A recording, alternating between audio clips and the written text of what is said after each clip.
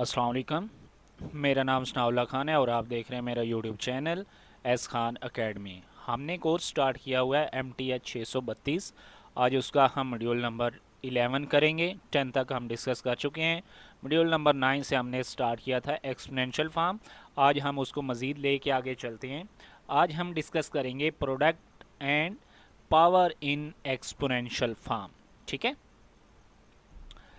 Bye using Euler formula, ये जैसे कि पीछे हमने देखा था कि ई टू रेज पर iota theta is equal to होता है cos theta plus iota sine theta. We get the following exponential form of the complex number z is equal to r e to raise पर iota theta, जो कि हमने पिछले module में discuss किया था। Using Euler formula and trigonometry we can verify the following e to raise power iota theta 1 e to raise power iota theta 2 is equal to e to raise power iota into theta 1 plus theta 2। यानी कि इसको हम multiply कैसे करते हैं ये हम देखते हैं by using Euler formula and trigonometry. ठीक है। तो अगर हम इसको लिखें e टू रेज पर iota theta 1 multiply e to raise पर आयोटा थीटा 2। आयोटा थीटा 1 का फार्मूला हमारे पास क्या है, आइलर फार्मूला हमारे पास क्या है, काज theta 1 plus iota sine theta 1। और इसकी अगर बात करें तो इसका आइलर फार्मूला क्या बनेगा हमारे पास, cos theta 2 plus iota sine theta 2। अब हम क्या करेंगे कि पहले हम इसको मल्टीप्लाई करेंगे इस कॉज के साथ।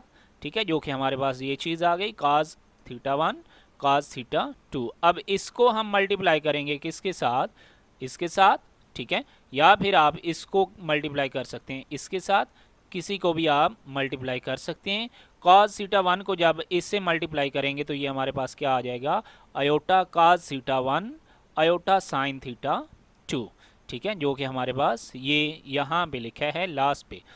अब अगर हम इसको मल्टीप्लाई करते हैं, इसको आप इन दोनों के साथ मल्टीप्लाई करना है, इसको जब इसके साथ मल्टीप्लाई करें तो क्या आता है, aorta sine theta 1 cos theta 2, जो कि हमारे पास ये आया है। आप एक तरतीब से भी इसको लिख सकते हैं।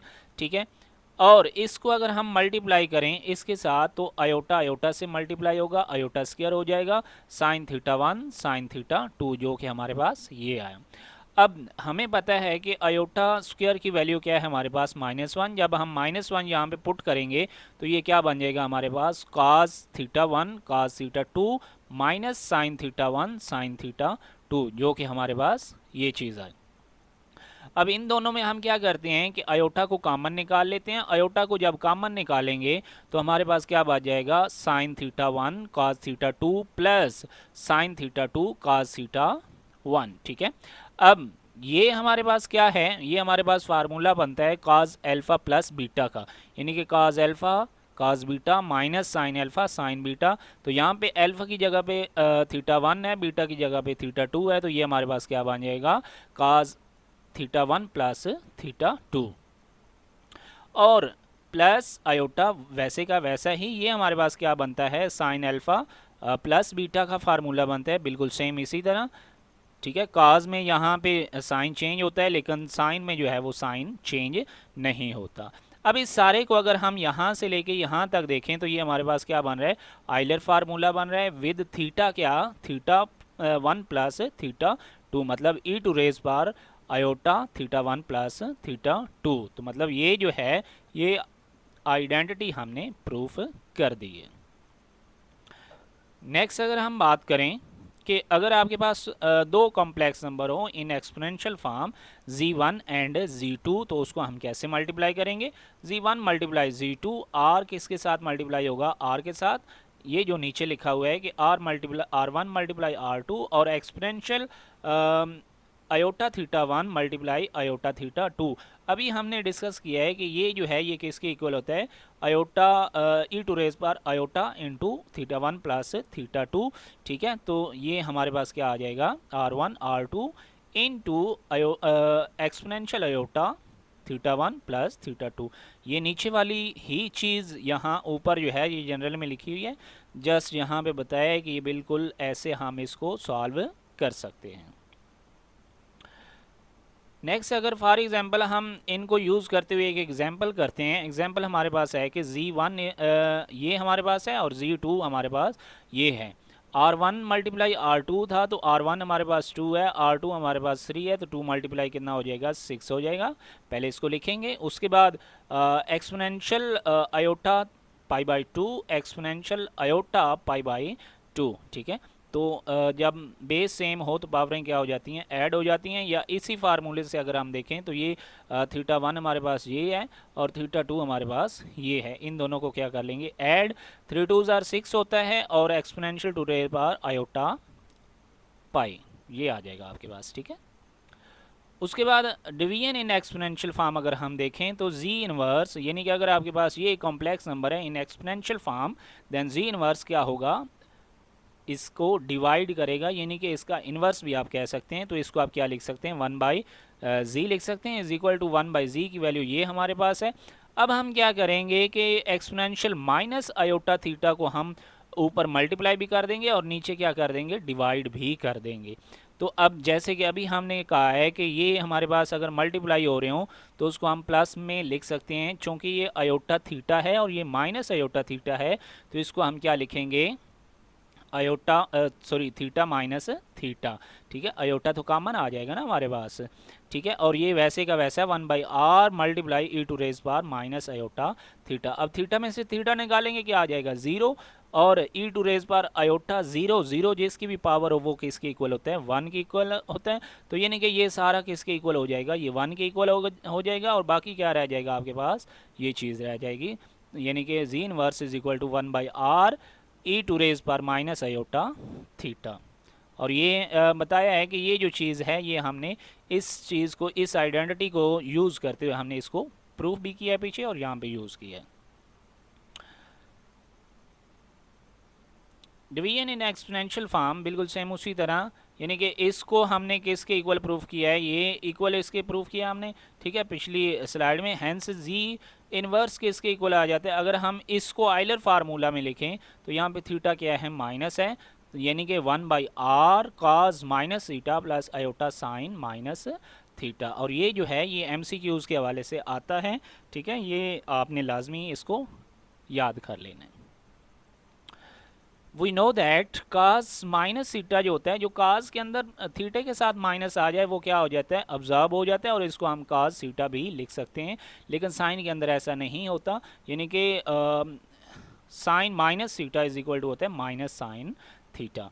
तो यहाँ पे अगर हम इसको लिखें तो ये क्या बन जाएगा, कास थीटा, और ये माइनस बाहर आ जाएगा तो क्या बन जाएगा, माइनस आयोटा साइन थीटा, जो कि नेक्स्ट यहाँ पे मैंने लिखा है, यानी कि g inverse is equal to 1 by r cos theta minus iota sine theta. ये किसका है, इनवर्स का है, ठीक है।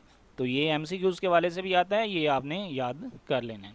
अगर हमें हमारे पास दो कॉम्प्लेक्स नंबर हों इन एक्सपोनेंशियल फॉर्म, उनको हम डिवाइड करना चाहते हैं तो क्या होगा, यानी कि Z1 की वैल्यू ये आ जाएगी, Z2 की वैल्यू ये आ जाएगी, ठीक है। और हमारे पास यहाँ पे क्या हो जाएगा, ये नीचे वाला जो है ये ऊपर जाके क्या हो जाएगा, माइनस हो जाएगा, यानी कि R1 डिवाइडेड बाई R2, और ये थीटा जो है ये ऊपर इस थीटा में से क्या हो जाएगा, माइनस ई टू रेज पर iota into theta 1 minus theta 2, ठीक है। यानी कि ये आइडेंटिटी यूज़ करते हुए हमने इसको ऐसे लिखा है। फॉर एग्जाम्पल कि अगर आपके पास एक कॉम्प्लेक्स नंबर ये है, एक कॉम्प्लेक्स नंबर ये है, इनको आप डिवाइड करना चाहते हैं, ठीक है। तो डिवाइड कैसे करेंगे, यहाँ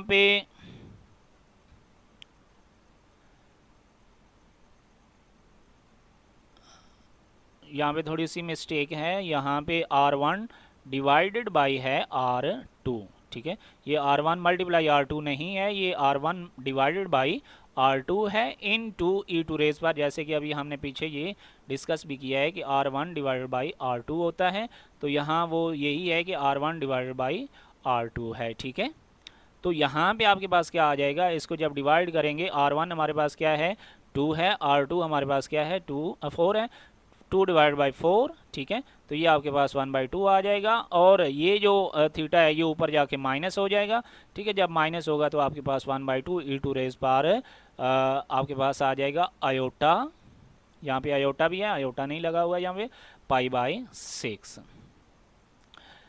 सिमिलरली अगर हम इसको प्रूव करना चाहते हैं, product in exponential form for a complex number z is equal to this, zn is equal to r to raise पर n e टू रेज पर आयोटा n थीटा। यानी कि इसको अगर हम प्रूफ करना चाहते हैं तो प्रूफ हम कैसे करेंगे? Bye mathematical induction. Mathematical induction क्या होता है कि उसको पहले हम n इज इक्वल टू 1 रख के प्रूफ करते हैं, फिर हम अज्यूम कर लेते हैं कि n जो है वो इक्वल r है और ये ट्रू है, ठीक है। फिर उसके बाद हम शो करते हैं कि मतलब n की जगह पे k प्लस 1 रख के हम देखते हैं, उसके बाद हम k इज इक्वल टू 0 रख के देखते हैं, और हम नेगेटिव नंबर को भी रख के देखते हैं। तो इसको हम प्रूफ करते हैं बाय मैथमेटिकल इंडक्शन के ये जो z टू रेज पर n है ये r टू रेज पर n और e टू रेज पर आयोटा n थीटा के इक्वल है, ये हम देखते हैं। अगर फॉर एग्जांपल हम n is equal to 1 put करते हैं इसके अंदर तो क्या आ जाएगा? z1 is equal to r into e to raise पर आयोटा थीटा 1। अब 1 की पावर मतलब जिसकी भी पावर 1 हो हम उसको ऐसे सिंपली लिख सकते हैं, मतलब ये क्या है? ट्रू है। z1 इज इक्वल टू क्या होता है? r e टू रेज पर iota theta. Assume the statement is true for n is equal to k, यानी कि हम इसको ट्रू मान लेते हैं कि ये अगर हम n is equal to k रखते हैं तो ये ट्रू है कि z टू रेज पर n की जगह पे k रखें, z टू रेज पर k is equal to r to raise पर k e टू रेज पर आयोटा k थीटा। अब हम क्या शो करते हैं? To show that the statement is true for n is equal to k plus 1। ये तो हमने मान लिया है कि ये ट्रू है, लेकिन अब हम n is equal to k plus 1 अगर रखते हैं तो इसको हमें शो करना पड़ेगा कि ये इसके इक्वल है। अब अगर हम n की जगह k प्लस 1 रखते हैं तो यहाँ पे k प्लस 1 आ जाएगा, ठीक है। यानी कि z इज इक्वल टू ये हमारे पास, और z की वैल्यू यहाँ पे रखी r इंटू ये जो कि हमें ऊपर दी हुई है r into e to raise पर आयोटा थीटा।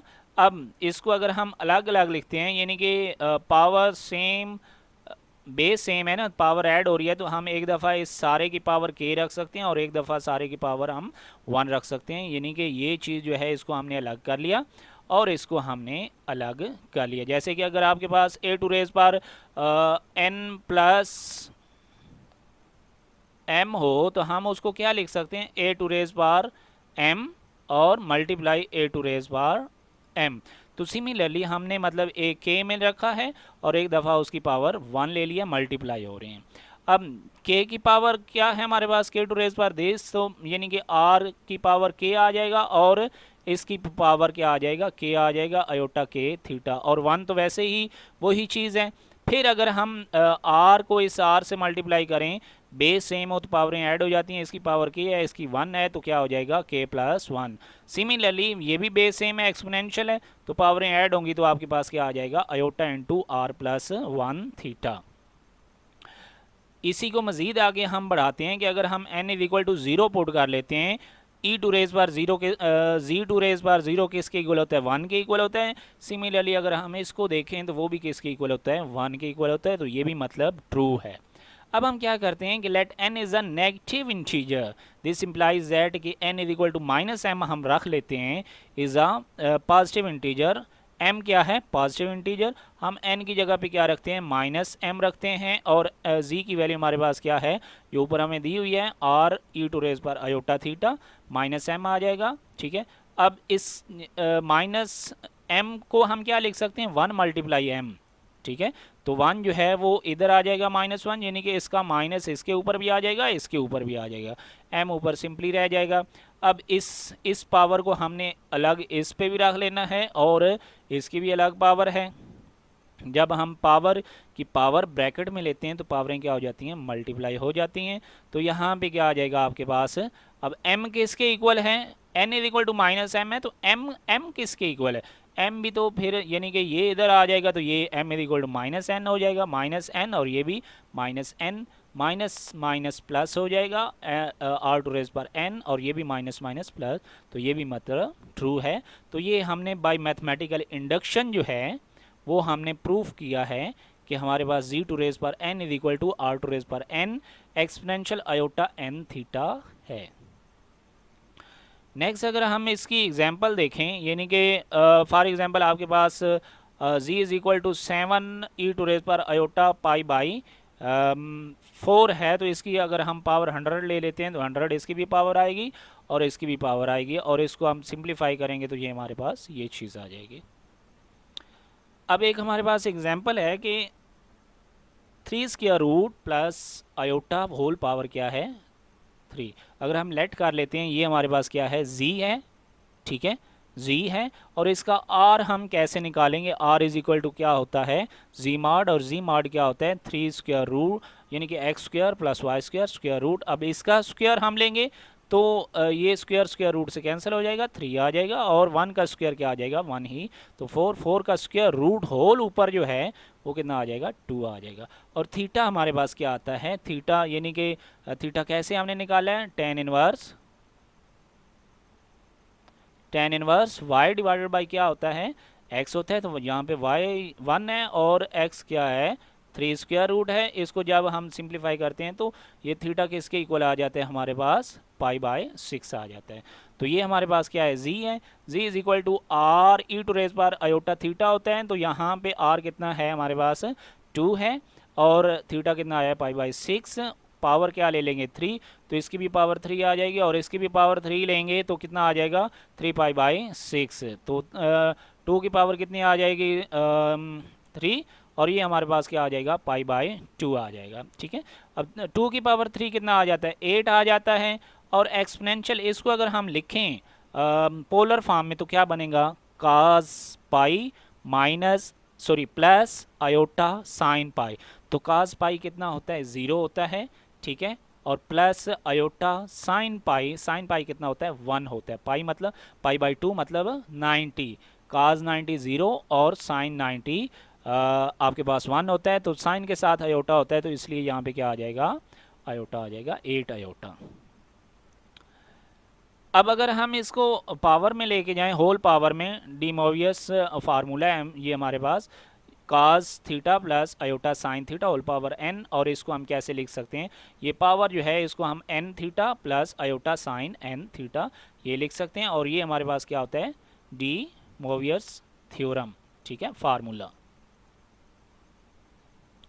फॉर एग्जांपल हमारे पास ये एक फार्मूला है, इसको हम प्रूव करते हैं कि अगर आपके पास cos 2 थीटा प्लस दिस हो और साइन 2 थीटा ये हो आपके पास, तो आप इसको सॉल्व करें, तो हम क्या करते हैं कि cos theta plus iota sine theta हम ले लेते हैं, ठीक है।